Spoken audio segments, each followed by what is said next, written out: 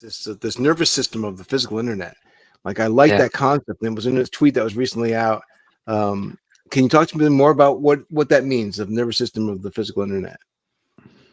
Yeah, absolutely. So if you think about physical AI, be it a robot, a humanoid, or a car, or like anything navigating the real world, right? Those machines, they don't have eyes. They can't sense, like they can't see, they can't hear with the same organs we have, right? They need sensors. They need sensors to understand their environment. And what DePIN is powerful at is crowdsourcing sensory data from all kinds of sensors to then enable the physical internet or physical AI, like humanoids, for example, or robot taxis, to understand their environment, where something is, where something happens, at what time, at which location exactly. And there are projects like Orki, for example, or Over the Reality.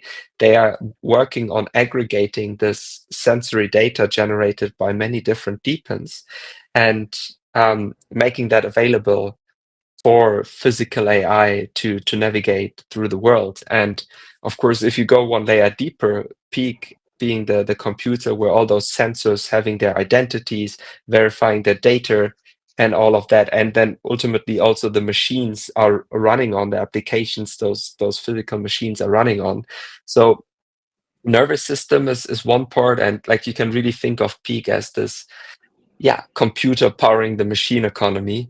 And one essential part of that is actually the nervous system of understanding what is happening in the real world, right? Like, is there, where is something, a drone flying in which position, or is like if a robot moves, really understanding their environment without also having to map and register everything themselves with their sensors they have, but getting that information crowdsourced from all kinds of sensors around them.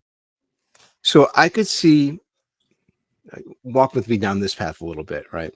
So what YOM is, essentially what we're building is a way to do the internet in 3D at a cost-effective way, because you can't do it from a central server; it's just too expensive. So decentralizing the 3D internet, decentralizing the game stream allows you to build 3D internet that's affordable and actually can work. So if the DPIN that Peaq is powering is the nervous system, you could see an application where you go to a website. If there's a forest fire raging in a certain area, and the sensors around that area are picking up the forest fire, and you wanted to see this in an interactive 3D map. So now we can go and I can be on a website that's a 3D vision of the world, and it in real time is getting the data from these sensors that's showing where the fires currently are.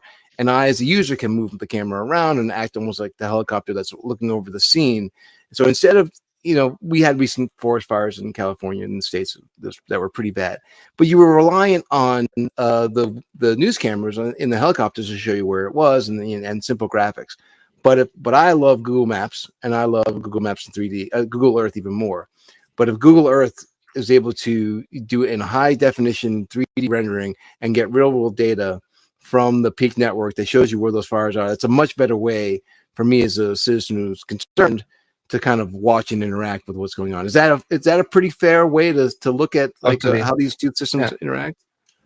Yeah, absolutely. And I think, I mean, mapping what's happening in the real world in real time is one thing, right? You can use phones, you can use all those sensors, or like, for example, Natix, when you drive around, you have the phone here and it registers what is happening in real time on the street.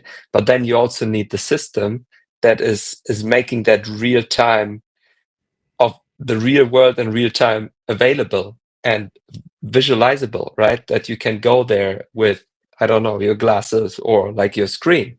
And I think this is where you guys come in, and also where it even expands beyond gaming, because the technology you're building for gaming, I think, will become also ultra relevant for just the world we're moving into, where the entire world, at least the big cities, will be in real time you can experience them and you can see what is happening. You can go there and you have kind of that merging between reality and digital space where you can tap into reality. And I think you guys are building a core technical infrastructure piece of that, which is allowing that real-time data to be transported and made accessible.